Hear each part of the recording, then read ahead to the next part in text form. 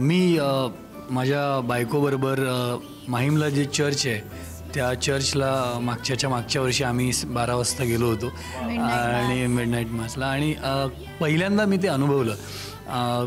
खरोखर ते ज्या पद्धतीने तिकडे एकत्र ज्या श्रद्धेने सगळे एकत्र जमतात ते खूप बघण्यासारखं आहे. आणि मागच्या वर्षी आम्ही बँड्रामध्ये क्रिसमस ट्री जाऊन विकत घेतलं मी आणि माझ्या बायकोनी आणि बरंच शॉपिंग केलं आणि ते सजवलं सगळं कारण तिला खूप आवड आहे. आणि जसं आत्ता सईनी सांगितलं आमची मैत्रीण आहे प्रांजल श्रोत्री, पुष्कर श्रोत्रीची बायको, ती दरवर्षी छान छान कपकेक्स वगैरे क्रिसमसच्या निमित्ताने आम्हाला सगळ्यांना पाठवत असते. Thank you Pranjal, thank you very much for that.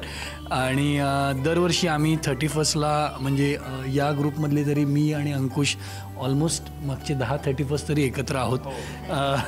वेगवेगळ्या ग्रुप असेल आता क्लासमेट्सचा अख्खा ग्रुप होपफुली असेल.